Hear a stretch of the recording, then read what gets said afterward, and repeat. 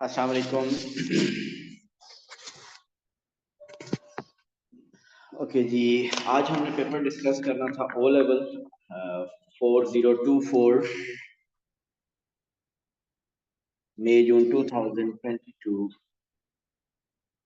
Variant 22 I guess. मैंने paper send किया हुआ।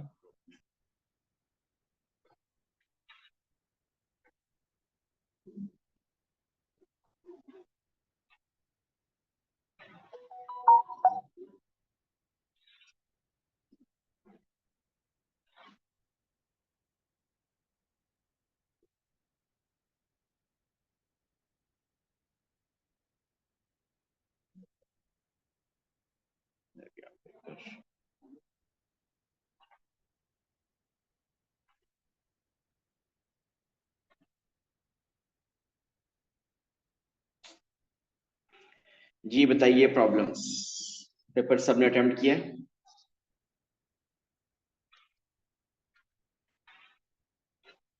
Mushtaba,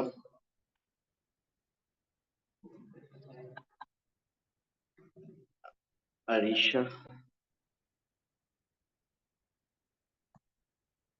and the great Saim. Yes sir. आज आपने पिछले भी दिखाने थे ना, क्लास के बाद भी दिखा के जाना। वो आज दिखाएगा सारे, पिछले भी और आज वाला भी। जी बताइए, मुझे अभी तक जो क्वेरी रिसीव हुई है वो है question number 10A part, 1B part, C part, 6C। तो पहले करते हैं 1B एंड सी। तो this the paper May June 2022 40242 variant 2 O level। Okay, question 1B part पहले देख लेते हैं।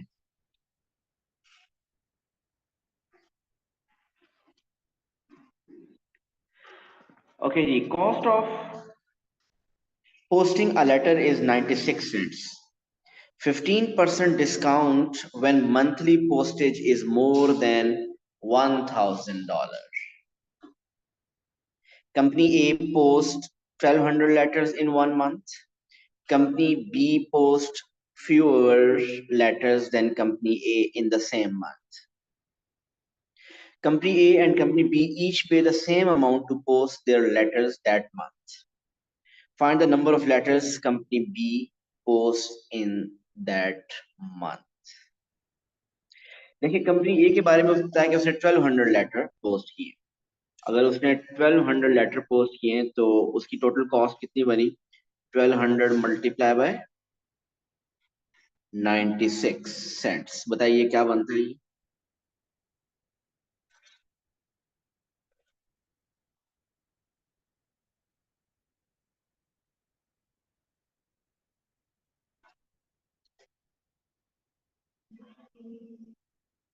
सॉरी,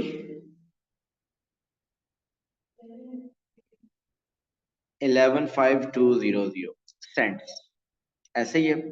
और ये डॉलर्स कितने बनेंगे? 1152 डॉलर्स।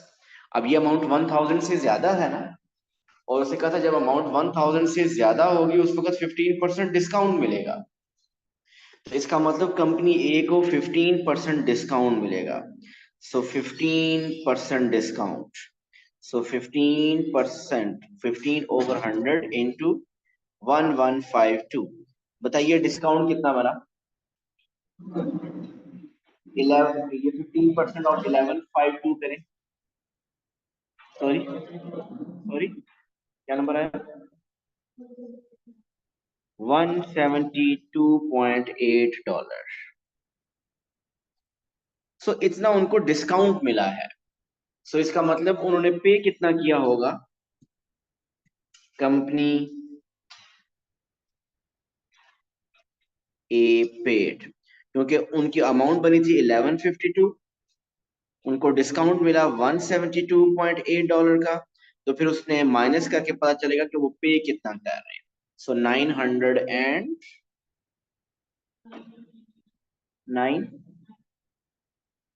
$979.2। सो ये वो अमाउंट है जो कि कंपनी ए ने पे की है। अब उसने कहा कि कंपनी बी ने इससे कम लेटर पोस्ट किए, इससे कम लेटर पोस्ट किए हैं और उसी मंथ में, लेकिन उन्होंने जो अमाउंट दोनों ने पे किया वो सेम पे की है। ये कैसे पॉसिबल है? ऐसा पॉसिबल है कैसे? नहीं, दोनों की अमाउंट। जी, देखिए ऐसा पॉसिबल है कि रेट सेम हो, लेकिन उनका देखिए जो डिस्काउंट का परसेंटेज है 15%, वो तब अप्लाई होगा जब $1,000 से ज्यादा आपके पास आपकी कॉस्ट बनती है। तो अगर $1,000 से ज्यादा कॉस्ट बनेगी, अगर तो 1200 लेटर हूं, तो फिर तो कॉस्ट 979 ही बनेगी, 0.2 ए की भी और बी की भी। लेकिन अगर बी की कॉस्ट ही रखनी है और लेटर 1200 से कम है, तो इसका मतलब उनकी फिर कॉस्ट, इसका मतलब उनके लेटर की टोटल कॉस्ट 1000 से ऊपर बन ही नहीं रही। सो कंपनी बी ने कि अगर सेम कंपनी बी अगर सेम पे कर रही है, तो आप देखिए कितने लेटर्स पे कर रही है उसने। 979.2 को आप मल्टीप्लाई 0.2 की बजाय आप करें 20 सेंट्स। 979.20 को आप लिखते सेंट्स में 97920। कंपनी बी ने इतने पे किए और एक लेटर की कॉस्ट है 96 सेंट्स। उसको डिवाइड कर लें 96 से, आपको नंबर ऑफ लेटर्स पता चल जाएगा। कितने?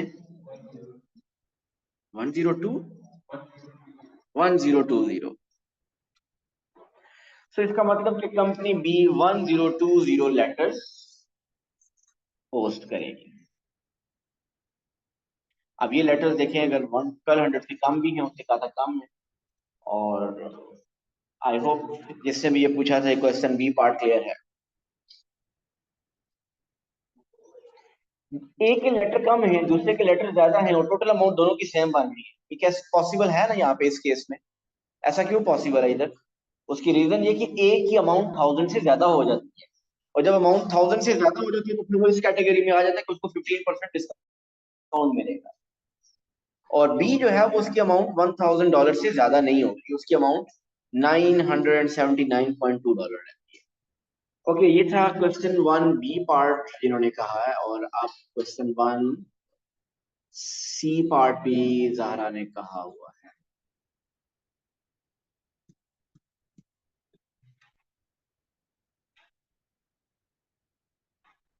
ओके जी, in 2022 the cost of posting a parcel with a mass of 1 kg or less is $4.6.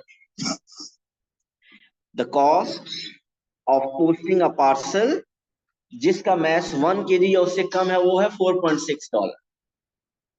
The cost increased by 1.10 for each additional 0.5 kg. Her 0.5 kg के इंक्रीज होने से कॉस्ट $1.1 बढ़ जाती है। Find the cost of posting a parcel with a mass of 3.5 kg. बताइए sign कैसे किया आपने?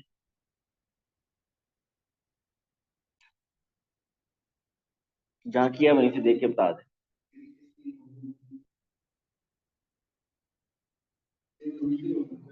आज क्लास में क्या करने आए? ये पेपर डिस्कस करने आए। और कैसे डिस्कस करें जब पेपर जहाँ किया हुआ पता ही नहीं है कि किधर है वो?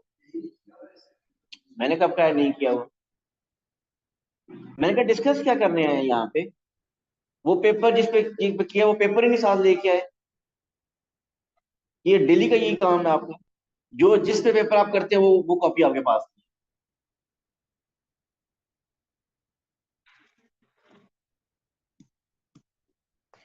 जी बहुत सिंपल क्वेश्चन है, इसमें देखिए 1 kg के लिए जो रेट है वो 4.60 है।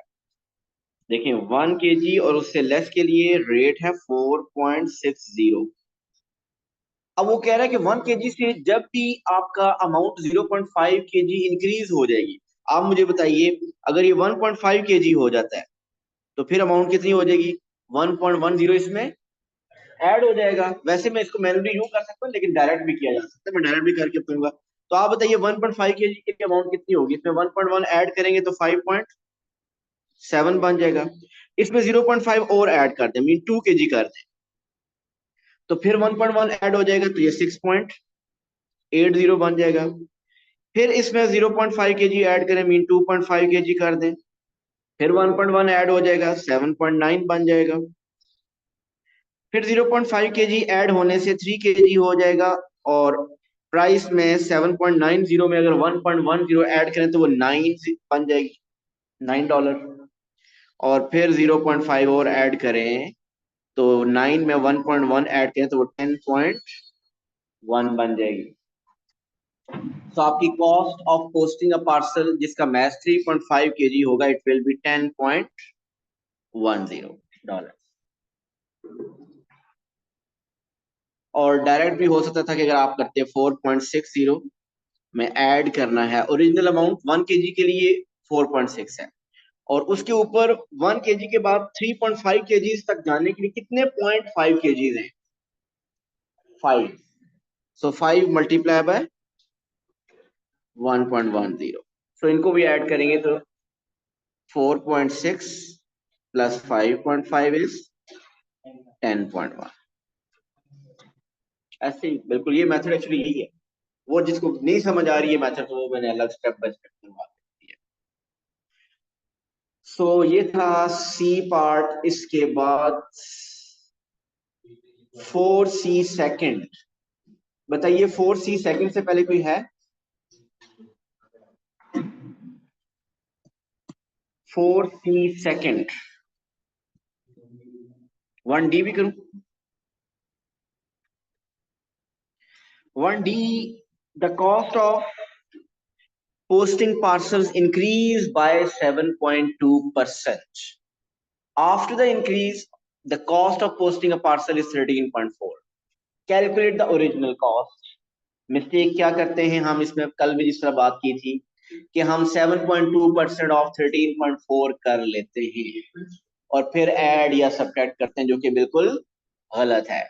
हमने परसेंटेज हमेशा ओरिजिनल प्राइस के ऊपर अप्लाई करनी होती है, और इस पार्ट में original price is not given, new price is given. इस क्वेश्चन को अगर आप रेशियो मेथड से करना चाहते हैं तो रेशियो मेथड के लिए मैंने बताया था कि आप ओरिजिनल प्राइस और न्यू प्राइस का कंपैरिजन करें, और हमेशा ओरिजिनल प्राइस को आप क्या लें? 100। अब न्यू प्राइस 7.2% इंक्रीज हुई है, डिक्रीज हुई है? इंक्रीज। अगर ओरिजिनल प्राइस 100 हो और 7.2% इंक्रीज हो जाए तो वो 107.2 हो जाएगी। सो इंक्रीज के बाद जो न्यू प्राइस है वो है 13.4, और आपको कैलकुलेट करनी है ओरिजिनल प्राइस। उसको कर दें x और इसको करें cross multiply, you will get the original cost of posting this parcel. जी क्लियर है? नेक्स्ट।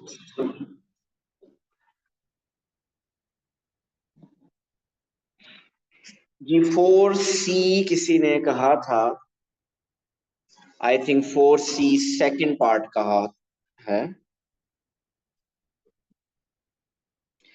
4C पार्ट 1 को जरा देख लेते हैं जल्दी से, उसके बाद पार्ट 2 भी करते हैं। A cuboid has dimension 2/6 by 22.5, mean उसकी लेंथ 22.5, विड्थ 6, और हाइट आप क्या कर लें 2। Calculate the surface area of the cuboid. जी Mujtaba, surface area of cuboid बताइए क्या होता है?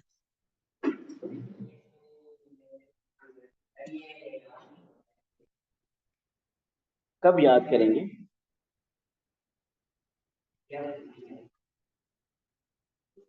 जी उमैर, क्यूबॉइड का सरफेस एरिया का फॉर्मूला?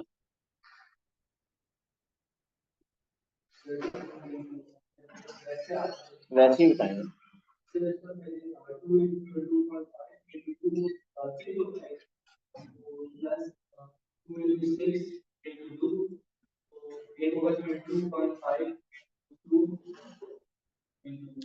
क्यूबॉइड का फॉर्मूला बताइए सरफेस एरिया का।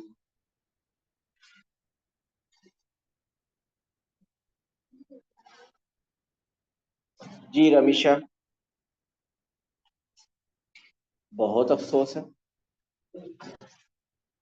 हसन, क्यूबॉइड का सरफेस एरिया का फॉर्मूला।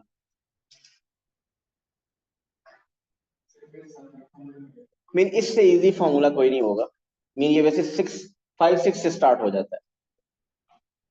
साइन बताएं यार सबको, सबके मुंह बंद कर। क्यूबॉइड शेप पता है ना कैसी होती है? जी, सरफेस एरिया ऑफ क्यूबॉइड बहुत बुरा होने वाला है पेपरों में।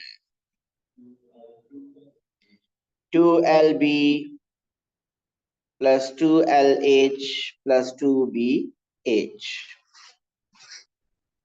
सो यहाँ पे आप लेंथ अगर आप ले रहे हैं 22.5, ब्रेथ अगर ले रहे हैं 6 plus 2 times length 22.5, height 2 plus 2 times breadth 6 and height 2। So calculation करेंगे, हमारे पास सरफेस एरिया ऑफ क्यूबॉइड आ जाएगा। Rayan, volume of cuboid. Yes, आप बताओ। आलियान, हो गया वो। वॉल्यूम ऑफ क्यूबॉइड क्या होता है? जी, length into width into height या length into breadth into height is the volume of cuboid. यहाँ उसने कहा नहीं है, बट मैं सिर्फ रिवाइज करना था। पार्ट 1 हो चुका है। पार्ट बी देखिए, सेकंड देखिए इसका। A cube of edge x centimeter has the same surface area as a cuboid. Find an equation in x and solve it to find the length of the edge of the cube. ये जो ऊपर area आया किसी ने calculate किया, क्या answer है इसका? 384। अब वो कह रहा है कि एक क्यूब है। क्यूब कौन सी शेप होती है? क्यूब और क्यूबॉइड में क्या डिफरेंस है? क्यूब के all 6 faces are square faces, where cuboid के फेसेस रेक्टेंगुलर भी हो सकते हैं। तो अब वो कह रहे हैं कि जो क्यूब है जिसकी हर साइड जो है वो x सेंटीमीटर है, उसका सरफेस एरिया भी वही है। अब बताइए क्यूब का सरफेस एरिया का फॉर्मूला क्या होता है? जी, सरफेस एरिया ऑफ क्यूब होता है 6L²। मीन एक फेस का एरिया स्क्वायर होता है, एक फेस स्क्वायर स्क्वायर का एरिया होता है L²। तो सब के सब फेसेस उसके स्क्वायर है, तो L² प्लस L², 6 टाइम्स आप उसको ऐड करोगे तो 6L²। अब सरफेस एरिया ऑफ क्यूब है क्वेश्चन में 384, और उसकी साइड लेंथ है वो x है। सो उसने कहा था form an equation in x, form equation form होगी and solve it to find the length of the edge of cube. Okay, तो यहां से 6 डिवाइड करें, आपके पास x² इज इक्वल टू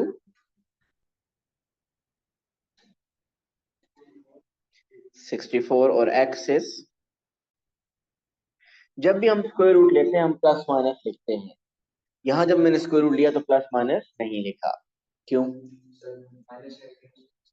क्योंकि ये लेंथ है, एक्स लेंथ है ना एक, तो वो लेंथ नेगेटिव नहीं हो सकती। ओके जी, नेक्स्ट बताइए। ये था क्वेश्चन 4। 5 करवा दे मतलब कि पार्ट या कि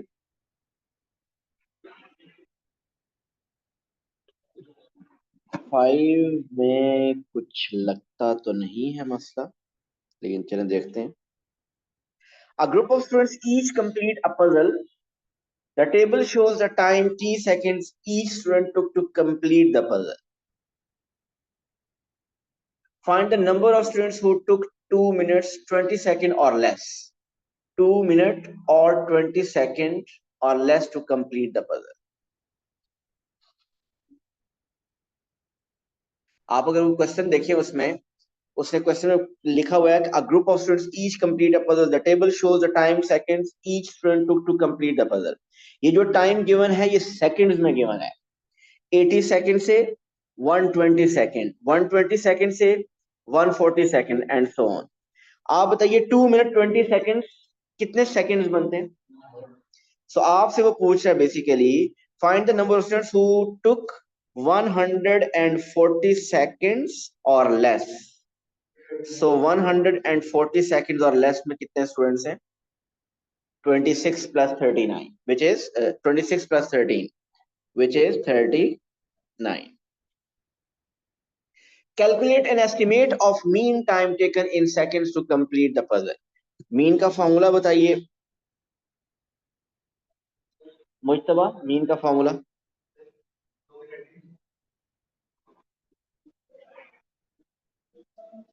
मीन का फॉर्मूला अहमद, मीन का फॉर्मूला फ्रीक्वेंसी डेटा के केस में बताइए अहमद आप।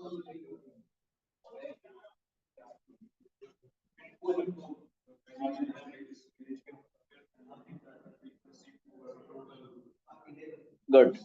सो अगर फॉर्मूले की बात करें तो it is summation F X over summation F. Mean find करने के लिए अगर फ्रीक्वेंसी डाटा हो, ये फ्रीक्वेंसी डाटा है तो इसका फॉर्मूला वैसे तो जनरली सिंपल डाटा के लिए मीन क्या होता है? Sum of values divide by number of values. So यहाँ पे mean is summation F X over summation F. Denominator की पहले बात करें तो समेशन एफ है। समेशन एफ का मतलब सब फ्रीक्वेंसीज को ऐड करना है, ये एफ है। सब फ्रीक्वेंसीज को अगर आप ऐड करें तो बताइए समेशन एफ क्या आ रहा है? वो आ रहा है 9, कितना? 90 एग्जैक्ट।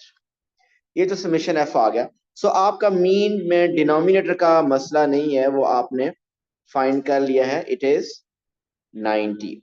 न्यूमिनेटर में समेशन एफ एक्स का मतलब क्या है कि एफ और एक्स को आप मल्टीप्लाई कीजिए। एक्स क्या है? टाइम, यहाँ पे टाइम है। मीन एक कॉलम फ्रीक्वेंसी का होता है, दूसरा कॉलम एक्स का होता है। अब का आपको करना क्या है मुज्तबा कि आपने हर एफ और एक्स को मल्टीप्लाई करना है। मैं एक और कॉलम यहां बनाऊंगा जहां पे मैं लिखूंगा एफ एक्स। एफ को एक्स से मल्टीप्लाई करेंगे, यहां लिखते जाएंगे, और फिर जितने एफ एक्स आ जाएंगे उन सबको हम ऐड करेंगे। ये समेशन का मतलब क्या होता है? ये जो सिग्मा बना हुआ है समेशन इसको कहते हैं। इसका मीनिंग है प्लस करना। हमने प्लस करना है एफ एक्स के प्रोडक्ट को, एफ और एक्स के प्रोडक्ट को। अब एफ तो हमें क्लियरली पता है, फर्स्ट में 13 है। इस 80 से 120 में एक्स क्या है? क्या वो 80 है या 120 है या कोई और वैल्यू है? मुझतबा वो हम इनकी मिडल वैल्यू लेते हैं। सो अगर आप एक्स पहले लिखना चाहते हैं तो पहले एक्स भी लिख लें। हर इंटरवल की मिड वैल्यू हम लेते हैं, और वो मिड वैल्यू 80 और 120 की मिड वैल्यू इज 100। यहाँ पे 120 और 140 के लिए 130, 145 एंड दिस इज 150 और 240 के मिडिल में क्या बनता है? आपको अगर मिडिल फाइंड करने में प्रॉब्लम आ रही है तो आप दोनों वैल्यूज को ऐड करके डिवाइड बाय 2 कर दें, एवरेज ले लें। मीन 150 को 240 में अगर आप ऐड करें सो 240 प्लस 150 इज 390, और 390 डिवाइड बाय 2 इज 195। तो इस तरीके से वैसे तो मल्टी भी हो जाता है, लेकिन दोनों का सम लेके डिवाइड बाय 2 करने से मिड वैल्यू आ जाता है। अब आप यहाँ पे क्या करेंगे? F x. F x mean F और एक्स का प्रोडक्ट, एफ और एक्स का product. So 13 multiply by 100 is 1300। 26 multiply by 130 is 33। 27 multiply by 145 3915, and 24 multiply by 195 4006। ये आपके पास एफ एक्स आ गया। अब आप क्या करें? इन सब एफ एक्स को ऐड करें, समेशन एफ एक्स फाइंड करें।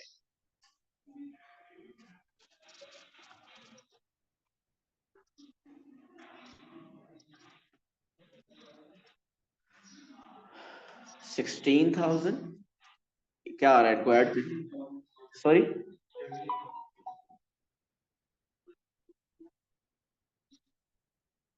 हाँ जी 13,275।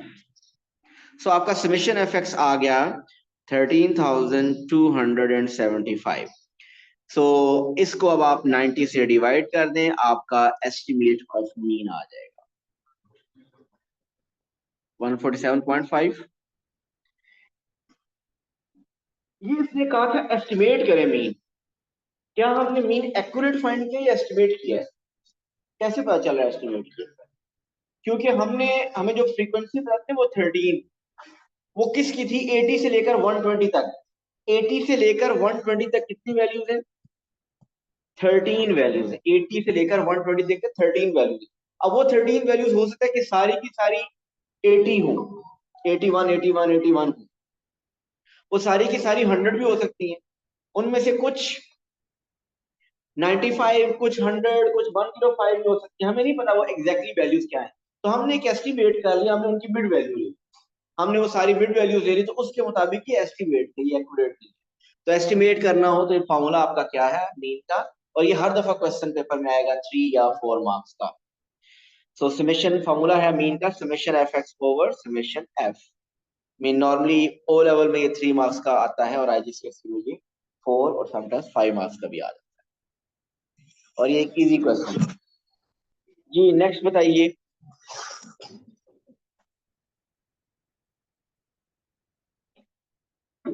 6A 6C second. 6A, चलिए 6A पहले देखते हैं। सर तो क्वेश्चन नंबर 6, 5 पार्ट B 3 कर दें। ओके वापस चलते हैं। 5B part 3। जी इसमें एक कम्युलेटिव फ्रीक्वेंसी ग्राफ बना हुआ है। अगर कम्युलेटिव फ्रीक्वेंसी ग्राफ आपको आता है तो ये आगे जो पार्ट्स हम करेंगे वो समझ आ जाएगा। और अगर वो ग्राफ ही नहीं आता तो स्टैटिस्टिक्स के लेक्चर्स सुने, उसमें कम्युलेटिव फ्रीक्वेंसी ग्राफ का लेक्चर है, उसको अच्छी तरह सुन लें। ओके जी थर्ड पार्ट देखते हैं। 55% of the adults took between 125 seconds and k seconds to complete the puzzle. Use the cumulative frequency diagram to find the value of k. अच्छा question है, मीन इजी क्वेश्चन नहीं है। 125 second से लेकर, mean 125 second यहाँ पे ये है 125 सेकंड से लेकर के। अब वो के क्या है? हो सकता है 200 हो, 220 हो, 170 हो, हमें नहीं पता। सब हो सकता है यहाँ पे कहीं के हो। अब वो ये कहना ये चाह रहा है कि 125 से लेकर के दरमियान एडल्ट्स कितने हैं? 55% है। आपको के फाइंड करना है। मैं आप डायग्राम शो करने लगा हूं।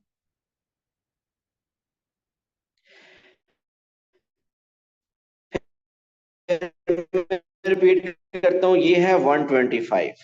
इसके दरमियान ये जो नंबर ऑफ एडल्ट्स हैं, वो नंबर ऑफ एडल्ट्स कौन से? वो ये हैं। ये कितने लोग हैं, ये कितने एडल्ट हैं? उसने बताया दीज आर 55%। ये कैसे फाइंड करें?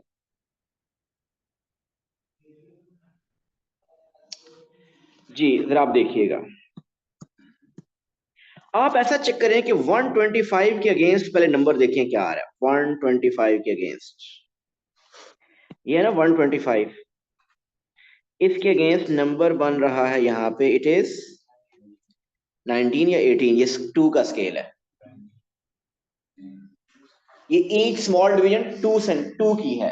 देखिए ना 0 से 20 तक 10 डिवीजन है, तो ईच स्मॉल डिवीजन 2 को रिप्रेजेंट कर रही है। तो ये 18 है, यहाँ पे 18 है। अब ये काम करें, 55% तो फाइंड करें। टोटल स्टूडेंट कितने, टोटल नंबर कितना है? 120। उसका 55% कितना बनता है? 66। अब 18 से आगे, 18 से आगे 66 लोग कहां तक जाते हैं? 18 में 66 ऐड करें, नंबर क्या बनेगा? 85। सो 84। अब यहाँ पे 84 देखें किधर आ रहा है? 84 ये आ रहा है, ऐसे ही है ना। सो इस 18 से लेकर 84 कितने लोग बनते हैं? 66 मीन 55% बनते हैं। अब आप देखो कि इस 84 के अगेंस्ट आपको तो टाइम बताना है। इसके अगेंस्ट यहाँ पे टाइम क्या है?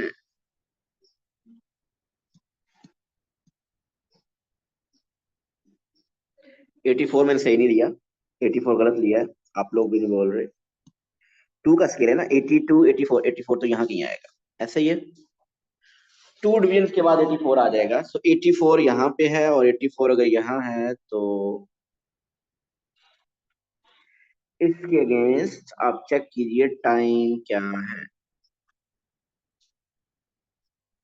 तो ये होना चाहिए टाइम। इस टाइम को एक्यूरेटली नोट करते हैं कितना है। अब एक्स एक्सिस पे स्केल बताइए क्या है।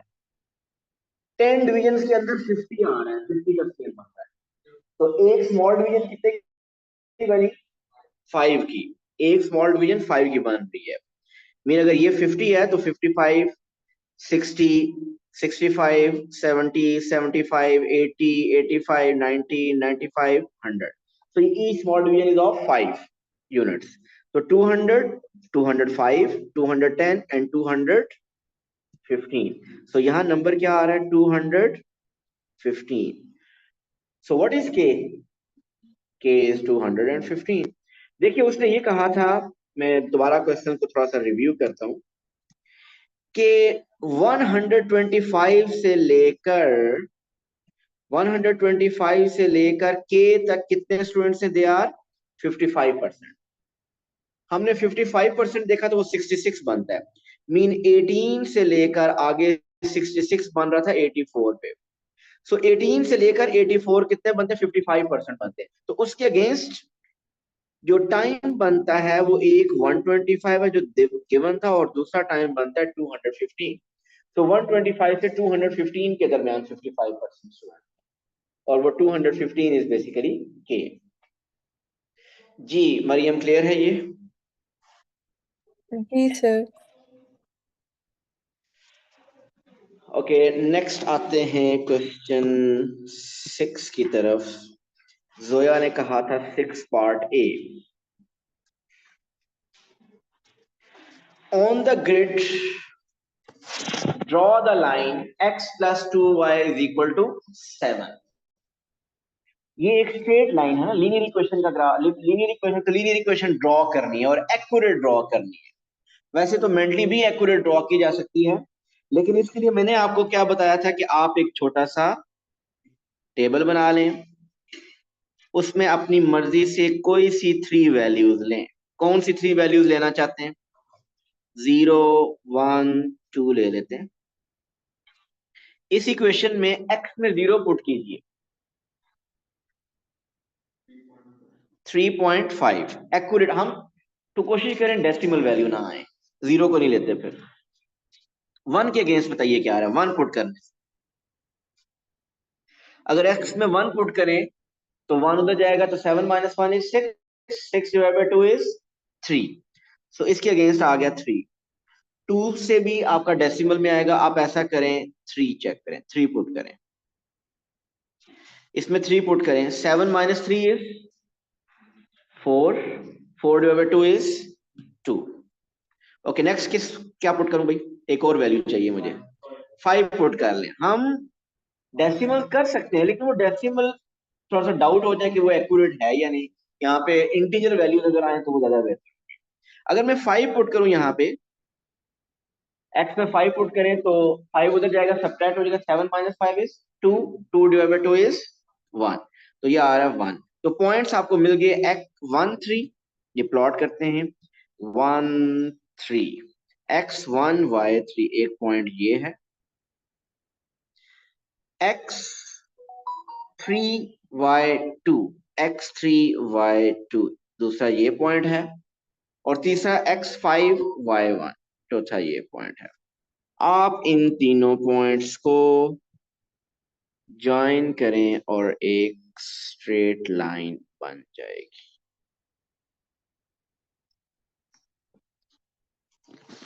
जी क्लियर है? आपने बस ए पार्ट के बाद इसका कोई और पार्ट भी क्या कहा है, 6a के बाद 60 सेकेंड, 60 सेकेंड।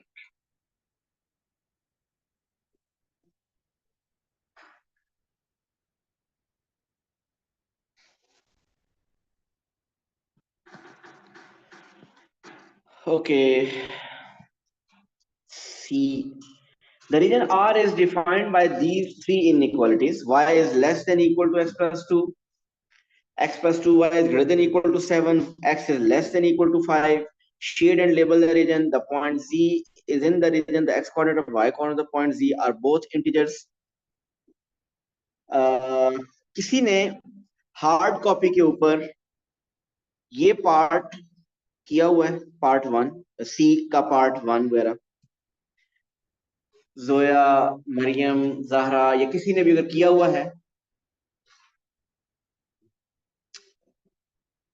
क्योंकि अगर वो सी पार्ट 1 अगर किसी ने किया हुआ है तो वो शेडिंग उसी को मैं यूज करके मैं बेसिकली सेकंड पार्ट एक्सप्लेन कर दूंगा, और अगर वो नहीं किया हुआ तो पहले हम उसको फिर ड्रॉ करेंगे। किसी ने भी नहीं किया हुआ, y is less than equal to x plus 2, ये नोट कर लिया। x plus 2y is greater than equal to 7, ये नोट कर लिया। x is less than equal to 5।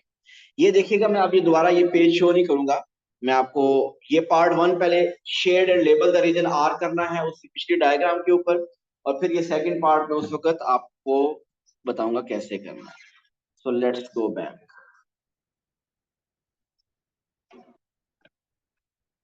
जी, आपने पार्ट ओरिजिनल ये जो लाइन बनी हुई है इसकी इक्वेशन क्या है, उसकी इक्वेशन गिवन है y is equal to x plus 2, line बनी हुई है, ठीक है।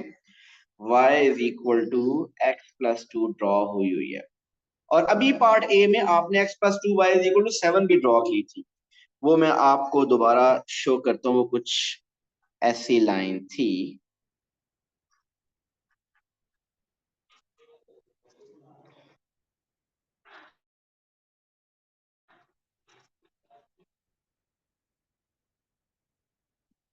यही थी लाइन शायद, ये लाइन थी। इस लाइन की इक्वेशन भी मैं साथ लिख लेता हूं। इस लाइन की इक्वेशन है x plus 2y is equal to 7। So अगर आप देखिए, अगर आपको ये रीजन, ये तीनों इनइक्वालिटीज ड्रॉ करी तो पहले इन तीनों लाइंस को ड्रॉ करना होगा। इसमें y is equal to X plus 2, ये वाली लाइन बनी हुई है। x plus 2y is equal to 7, वो भी बनी है। सिर्फ हमने ये ड्रॉ करनी है x इज इक्वल टू 5। अभी लेस या ग्रेटर को मत देखिए, अब पहले आप ड्रॉ करें x इज इक्वल टू 5। बताइए x इज इक्वल टू 5 कैसी लाइन है, हॉरिजॉन्टल या वर्टिकल? वर्टिकल लाइन है। x इज इक्वल टू 5, ये है line x is equal to 5, ऐसे ही है। इसके साथ भी लिख लेते हैं x इज इक्वल टू 5। अब करनी है शेडिंग। बताइए रीजन कौन सा होगा, सोच के जरा। इधर लिखा हुआ है y is less than equal to X plus 2। Less का मतलब कहां शेडिंग होगी, बिलो दिस लाइन। ये जो लाइन है, ये जो लाइन है इसके बिलो, इसके बिलो कौन सा रीजन है, ये सारा रीजन इसके बिलो है। सिर्फ अगर उसको देखें बिलो दिस लाइन, ये रीजन होगा। आगे चलते हैं। x plus 2y is greater than equal to 7 mean इस लाइन के अबव, ग्रेटर मीन इससे अबव। सो इसके अबव कहां पे होगा, ये वाला रीजन बनेगा। और एंड पे आता है x is less than equal to 5 mean ये line x is equal to 5, तो लेस मीन इसके लेफ्ट साइड पे ये सारा रीजन शेड। अब बताइए कौन सा ऐसा रीजन है जो तीनों इनइक्वालिटीज के लिए कॉमन बनेगा, वो सेंटर में जो बन रहा है, तो आप वो सेंटर वाला रीजन शेड कर देंगे।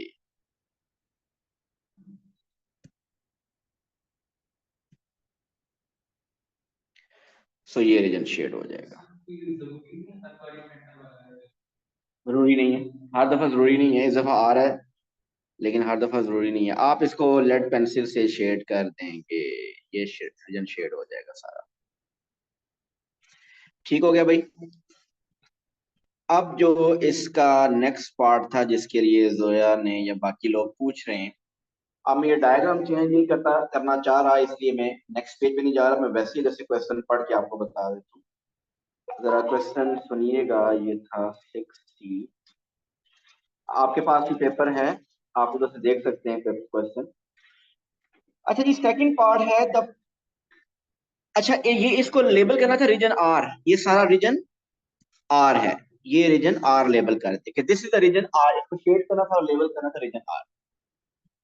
The point G is in the region R. एक पॉइंट जी है जो इस रीजन आर के अंदर है, वो पॉइंट कौन सा हो सकता है, हो सकता है वो पॉइंट ये वाला हो, वो ये हो, इनमें से कोई भी एक पॉइंट हो सकता है, जितने भी यहाँ पे पॉइंट्स हैं। सो यहाँ पे बहुत से पॉइंट बने हुए हैं। आप, मुझे पॉइंट शो नहीं हो रहे आप, क्योंकि मैंने शेडिंग ऐसी कर दी है डार्क, जिसकी वजह से वो पॉइंट नजर नहीं आ रहे। सो मैं उसको रेज कर रहा हूँ, आप लेड पेंसिल से ड्रॉ करेंगे तो नीचे पॉइंट्स तो नजर आ रहे होंगे ना आपको, बट मुझे उम्मीद है ये आपको समझ आ रहा है। मैं सिर्फ रेज करके सिर्फ आर लेबल कर देता हूँ, ये रीजन आर है, ठीक है। आपने इसको शेड भी करना है। अब इसके अंदर कहते हैं एक पॉइंट जी है। अब पॉइंट जी हो सकता है ये हो, इस रीजन के अंदर अगर ये पॉइंट जी हुआ तो इसका मतलब इसके कोऑर्डिनेट्स क्या होंगे, 4 5। अगर जी ये हुआ, क्या ये पॉइंट जी में शामिल हो सकता है? क्यों? तो बाउंड्री के ऊपर उसने क्या कहा है कि उस बाउंड्री के ऊपर नहीं हो सकता, इस रीजन के अंदर उसने कहा है ना, रीजन आर के अंदर है, तो रीजन आर में क्या बाउंड्री शामिल है कि नहीं? बाउंड्री शामिल है इसमें। मैंने आगे पढ़ा नहीं है, जितना यहां तक पढ़ा है उसके मुताबिक मैं बात कर रहा हूँ कि उसके, अगर उस कहता है रीजन आर के अंदर है तो रीजन आर में बाउंड्री शामिल है। लेकिन अगर आगे आप कह रहे हैं तो आगे पढ़ते हैं further, the X coordinate and the Y coordinate of point G are both integers, decimal नहीं है, इसका मतलब है point G does not lie on the boundary of the region R. तो बाउंड्री पे भी नहीं, तो पॉइंट पॉसिबल कितने हैं ये बताइए? ये पॉइंट पॉसिबल है 1 2 3 4 5 6 7 पॉइंट्स है possible. Point G, find the number of possible positions of point G, तो कितनी पोजीशंस है? ये तो बड़ा आसान हो गया फिर, तो 7 पोजीशंस पॉसिबल है। सो ये है सी सेकंड ए पार्ट का आंसर। बी पार्ट देखते हैं, the Y coordinate of point G is one more than its X coordinate, right on all the possible coordinates of point G, mean y is 1 more than x। बताइए ये कौन सा ऐसा है? ये 2 3 है ना, 1 मोर, 2 3 4 4 5, और कोई है? 3 3 1 मोर, y एक ज्यादा होना चाहिए और इस रीजन के अंदर भी होना चाहिए। सो 4 5 बिल्कुल इसके अंदर आ रहा है, 3 4 भी बिल्कुल इसके अंदर आ रहा है, और 2 3 भी इसके अंदर आ रहा है। So these are the 3 points. जी क्लियर है जोया? जी सर। नेक्स्ट जो क्वेरी है क्वेश्चन 10 ए पार्ट की, क्वेश्चन 10 ए पार्ट 8 8 ए, क्या है 8 ए टॉपिक? क्या है? मेट्रिसेस नहीं है आपका आईजीसीएसई में। ओके जी, ये आ गया question 10 A. The point D is the point 4 6 and E is the point E E का एक्स कोऑर्डिनेट और वाई कोऑर्डिनेट दोनों इक्वल है, सेम है, E. The length of D is √20।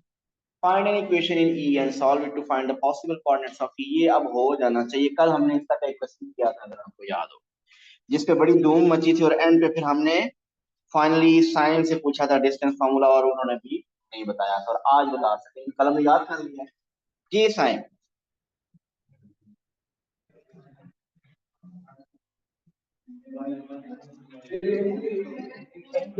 एक सेकंड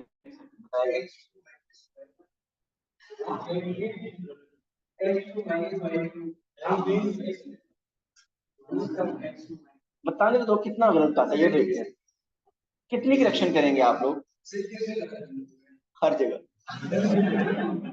x2 ठीक है, चलो मिस गाइड कर रहे हैं आप।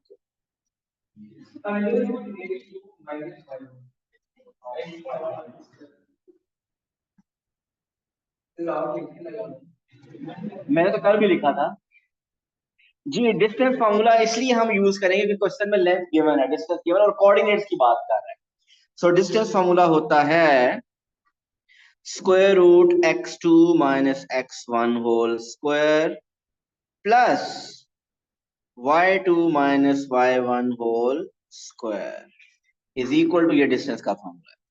अब बताइए इसमें डिस्टेंस में हम पॉइंट ले लेते हैं x2 minus x1 mean e minus 4 square plus e minus 6 square whole square root and that distance is under root 20। अगर इजाजत नहीं है तो दोनों तरफ से स्क्वायर रूट कैंसिल कर दूं। इजाजत कैसे कैंसिल हुआ वैसे? दोनों साइड पे हमने स्क्वायर लिया है, जब दोनों साइड पे स्क्वायर लेंगे तो इधर से स्क्वायर और स्क्वायर रूट कैंसिल हो जाए कैंसिल, तो आपके पास रह जाएगा e minus 4 whole square e minus 6 whole square is equal to 20। और आपके पास ये एक क्वाड्रेटिक इक्वेशन बन जाएगी, उसको सॉल्व करेंगे आंसर आ जाएगा। क्वाड्रेटिक इक्वेशन कैसे बनेगी? e minus 4 whole square open होगा, e माइनस 4 फिर हम आलियान किस फॉर्मूले से ओपन करेंगे?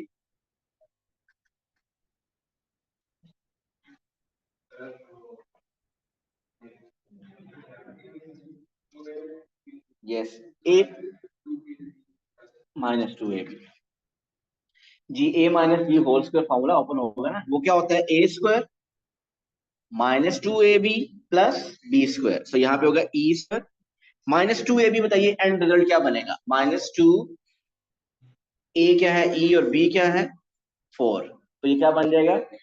8e। So minus 8e plus B square क्या बनेगा? 4 स्क्वायर इज 16। ओके, plus e minus 6 whole square, a minus B whole square यहाँ भी ओपन होगा, e square minus 2ab mean 2 into e into 6 12e plus b square mean 6 square which is 36 is equal to 20। आपके पास आ गया e स्क्वायर plus e square is 2e square minus 8e minus 12e is minus 20e plus 16 plus 36 is 52। और ऐसा करें 20 इधर minus कर दें, 52 minus 20 is 32 is equal to 0।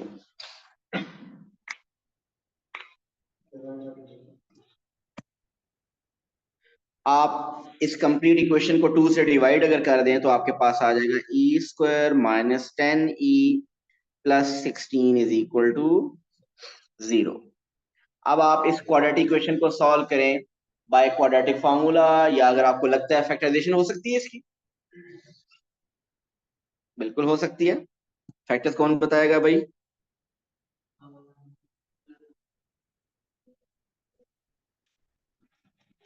Multiply करें 16 जी, मल्टीप्लाई करें 16 आए और ऐड करें तो 10 आए, 8 and 2 so E square minus 8e minus 2e plus 16 is equal to 0। So e common, e minus 8 minus 2 common, e minus 8, so e minus 8 e minus 2 is equal to 0। So either e minus 8 is equal to 0 or e minus 2 is equal to 0। So the answer e is 8, e is 2। जी, how to write the final answer? जी, उसने कहा था e के form an equation find the possible coordinates of e, और coordinates of e को हमने ई late किया था, तो एक पॉसिबिलिटी ये है कि e के कोऑर्डिनेट्स हैं 8 8, एक ये पॉसिबिलिटी है, और एक पॉसिबिलिटी है कि e के कोऑर्डिनेट्स हैं 2 2।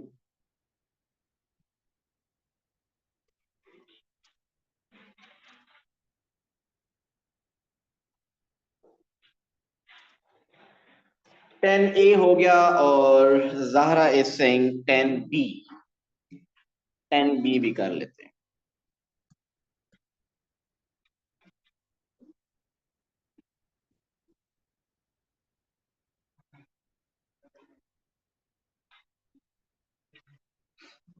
कल परपेंडिकुलर बाइसेक्टर का आप पूछ रहे थे मिस्टर हयान, परपेंडिकुलर बाइसेक्टर के बारे में कल पूछे थे। कल वाला क्वेश्चन तो जरा स्ट्रेट फॉरवर्ड था, ये जो कि क्वेश्चन है थोड़ा सा डिफरेंट लग रहा है, पर देख लेते हैं कितने मार्क्स का है। 4 marks. f is the point -5 -f5 है, the gradient of perpendicular bisector of D F is 3 2। D के कोऑर्डिनेट्स प्रीवियस पेज पे क्या लिखे हुए थे? 4 6 6। अब वो कह रहा है कि gradient of perpendicular bisector of D F, ये है डी, ये है एफ, इसका परपेंडिकुलर बाइसेक्टर कैसा होगा? अगर मैं ड्रॉ करके आपको दिखाऊं, ड्रॉ करना जरूरी नहीं है, एक ऐसी लाइन होगी जो डी एफ को मिड पॉइंट से क्रॉस करेगी और 90 डिग्री बनाएगी। आपको कहता है कि ग्रेडियंट ऑफ परपेंडिकुलर बाइसेक्टर, इसका ग्रेडियंट, ये जो ग्रेडियंट 3/2 है, ये उस ब्लैक कलर वाली लाइन का या रेड का है?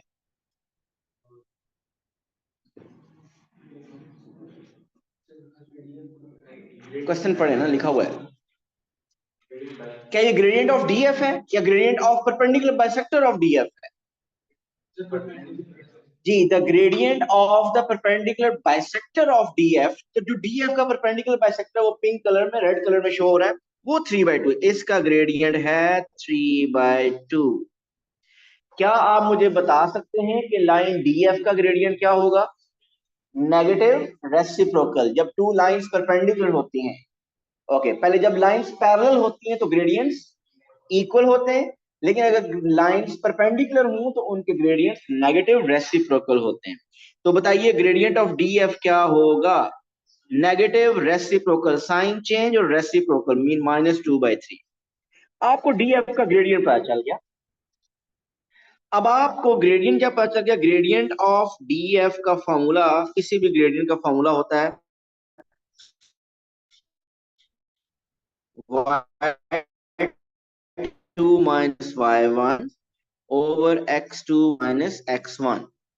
ठीक है, आपको ग्रेडियंट ऑफ डी एफ क्या है? -2/3।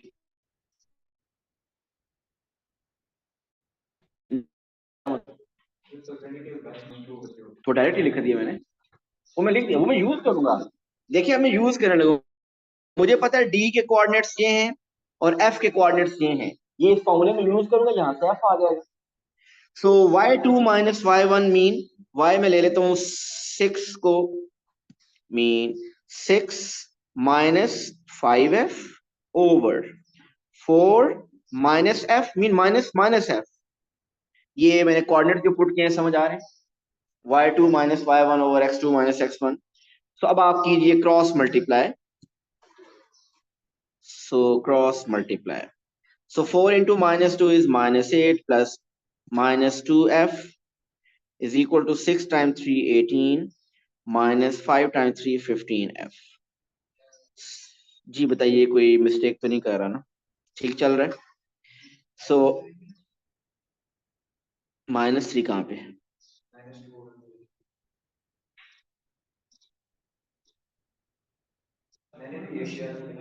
माइनस नहीं, माइनस फ्रैक्शन में किसी के साथ भी लिख सकते हो, कोई मसला नहीं है। मैं जब कंसीडर करूंगा मैं न्यूमरेटर के साथ रख सकता हूँ, दोनों के साथ हर दफा। ये कॉर्नर ज्योमेट्री में परपेंडिकुलर बाइसेक्टर कब आता है? ओके, 15f किधर आएगा? Positive, -2f is equal to 18 plus 8, so it is 13f is equal to 26। So what is f? So f आपके पास आ गया 2। This is b part 1। b part 2 भी कर लेते हैं, जरा देखिएगा। The equation of perpendicular bisector of DF is 2y is equal to 3x plus k। ये बताइए, ये जो इक्वेशन दी है ये किस लाइन की गिवन है? यहाँ पे क्या मैंने ड्रॉ की हुई है कहीं पे वो लाइन? कलर बता दें उसका। हाँ, वहां से एक तो थोड़ा सा ये भी मसला है और थोड़ा सा हम खुद भी कलर ब्लाइंड है। मैं तो हूँ, एटलीस्ट मैं तो हूँ। बट इधर रेड कलर, ये जो पर डीएफ एक तो लाइन है और दूसरी डीएफ का जो परपेंडिकुलर बाइसेक्टर है, ये उसने परपेंडिकुलर बाइसेक्टर की इक्वेशन दी है। देखिए हयान, इस परपेंडिकुलर बाइसेक्टर की, डीएफ का जो परपेंडिकुलर बाइसेक्टर है वो ये है, इसकी इक्वेशन भी उसने दे दी है। नॉर्मली आपके पेपर में अभी तक जितने क्वेश्चंस आते हैं उसमें equation of perpendicular bisector find करनी होती है, यहाँ पे दे दिया उसने। अब दे दिया, कहते हैं के फाइंड करें। अब ये कैसे फाइंड करें हम? जी, आपको ये बात पता है, डी के कोऑर्डिनेट्स हैं 4 6, एफ के कोऑर्डिनेट्स बताइए क्या है? ऊपर आपने एफ के कोऑर्डिनेट्स क्वेश्चन में गिवन थे, क्या गिवन थे? एफ नहीं, -f एंड 5f, ये गिवन थे ना प्रीवियस पार्ट में। एफ आप फाइंड, अब आप ये एफ इधर पुट करें, टू आपके पास एफ के कोऑर्डिनेट्स क्या बने, ये 2 इधर पुट करेंगे तो -2, और ये 2 इधर पुट करेंगे तो 10, सो -2 10। ये कैसे हमें हेल्प करेंगे के फाइंड करने के? आपको ये बात पता है कि ये इसका मिड पॉइंट है, ये वाला पॉइंट, और मिड पॉइंट के कोऑर्डिनेट्स फाइंड करने का फॉर्मूला हमें आता है, क्या है वो? x1 plus x2 over 2, y1 plus y2 over 2, average of x coordinate, average of y coordinate. 4 और -2 की एवरेज बताइए क्या है? मीन 4 में -2 डिवाइड बाय 2 क्या बनता है? 2 ओवर 2 विच इज 1, तो x कोऑर्डिनेट आ गया 1। y कोऑर्डिनेट बताइए, 6 और 10 की एवरेज, 6 प्लस 10 ओवर 2 मीन 8। चलें, अब मिड पॉइंट भी आ गया। इस मिड पॉइंट का क्या फायदा है? जी, ये मिड पॉइंट हम उस परपेंडिकुलर बाइसेक्टर की इक्वेशन में पुट कर सकते हैं। क्यों पुट कर सकते हैं? क्योंकि ये जो पॉइंट है ये उस परपेंडिकुलर बाइसेक्टर के ऊपर आ रहा है। तो आप ये पॉइंट उस लाइन की जो इक्वेशन गिवन है 2y is equal to 3x plus k, इसमें पुट कर सकते हैं। मीन x में पुट कर